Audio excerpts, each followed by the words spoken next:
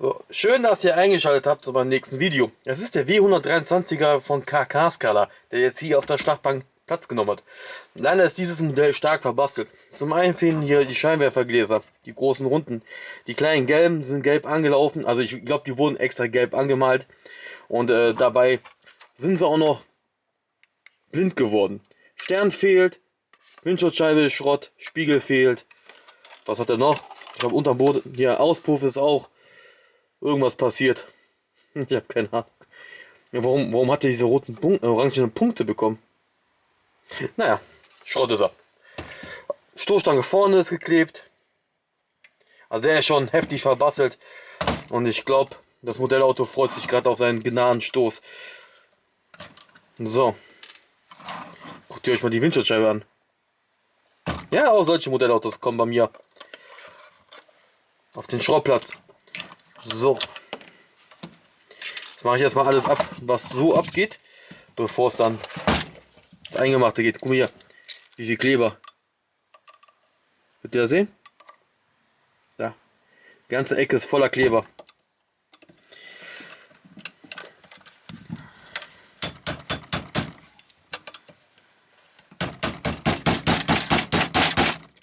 Ja, Heißkleber. Heißkleber und irgend so ein komisches Knetekleber. Aber ich weiß, dass der Besitzer zuguckt. Ex-Besitzer. Jetzt bin ich ja der Besitzer. Kannst ja schreiben, wie das zu diesen Mängeln gekommen ist. Selber so bekommen oder selber so repariert. Oder versucht zu reparieren. Boah, komm schon raus, Stoßstange. Oh, die ist total fratze.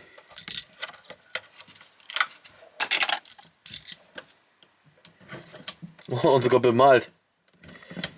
Vielleicht kann ja uns ja der Ex-Besitzer sagen, warum der Kotflügel angemalt wurde und die Auspuffanlage.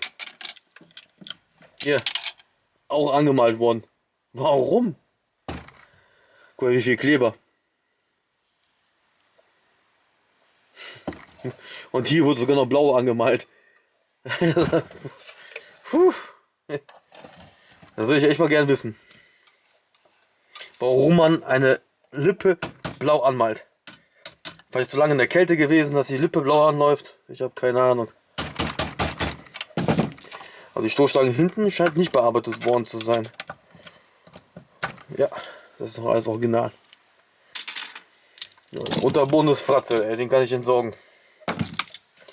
So viel Kleber drauf. Mehrmals gebrochener Auspuff.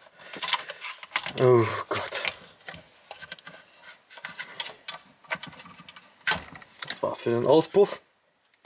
Wobei der Unterboden geht eigentlich noch. Hier ist ein bisschen Heißkleber, aber ansonsten sieht er so weit intakt aus. Preislich bewegt dieses Modellauto sich im mittleren Feld und so um die, ich glaube so um die 50, 60, 70 Euro ist da hier. Mal mehr, mal weniger.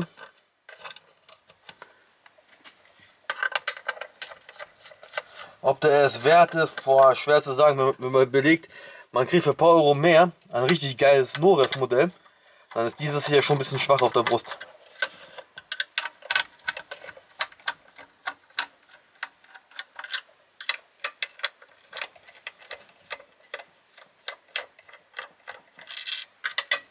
Gott, ist der arme Junge hier verbastelt.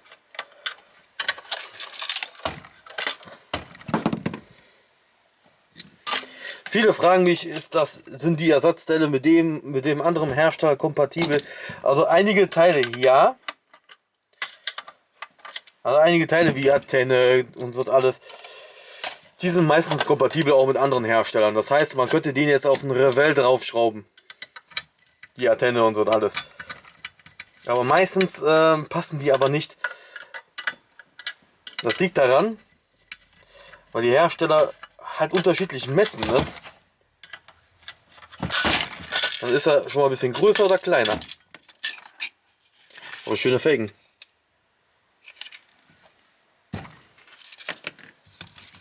Wie viele Schrauben jetzt hier rumliegen.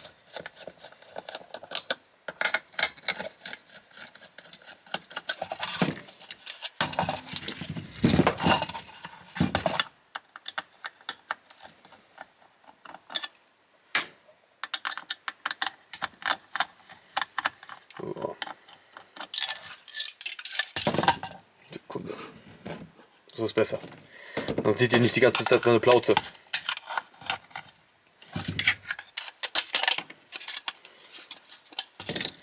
Oh, hier sind ja auch noch Schrauben, ich Idiot. Und ich gucke die ganze Zeit auf die Schrauben drauf. Mein Gott. So. Ja, die Felgen sind cool, ne?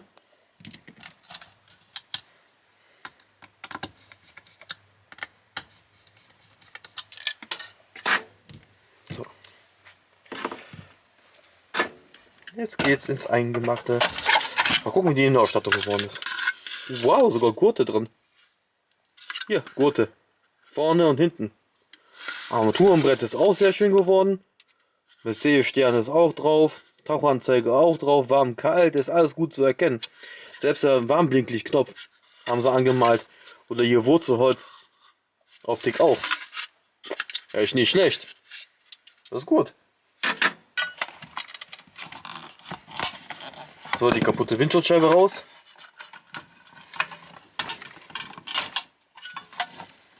Die kann man leider nicht mal verwerten. So einen fetten Kleberfleck braucht die keiner. Oh, mein Freund der Dremel muss dran. Für die Seitenscheibe und die Heckscheibe. Türgriffe muss ich auch noch. Rücklichter mache ich auch noch. Ja, das ist schon Pfeilausbeute hier.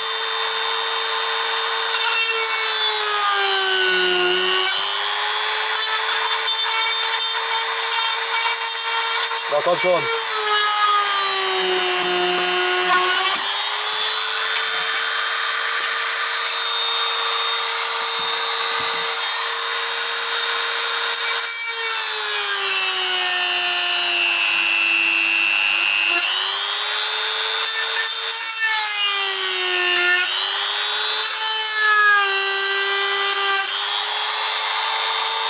So, hier ist aber alles relativ einfach ab.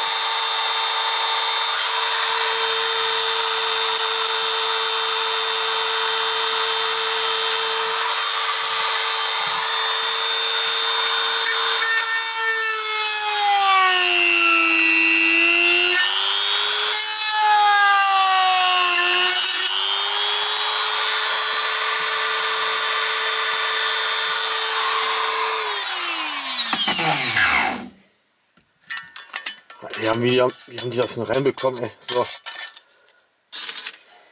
So, wir nähern uns noch dem Ende.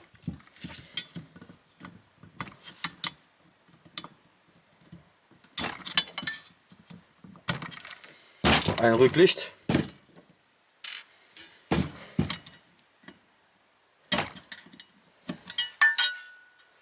Zweites. Die Türgriffe und die Scheinwerfer-Inlets noch raus. Die können nämlich als B-Ware verkauft werden. Weil die machen sich nämlich dekorativ auf Dioramen, nämlich die Scheinwerfer. Viele kaufen ja auch bei mir einfach nur lose Teile und nutzen die als Diorama-Teile. Die auf dem Diorama im Hintergrund auf dem Regal liegen oder so.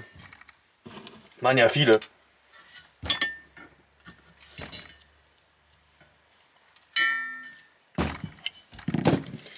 So.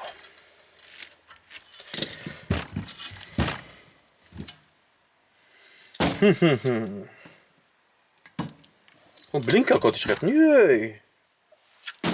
Per Zufall. So, und hier fehlt der Blinker. So geiler Scheiß. Da fehlte der und der Vorbesitzer hat einfach die Innenfläche dann halt angemalt.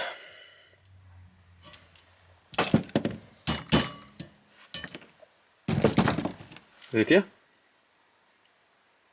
Ist nicht original. Original ist orange.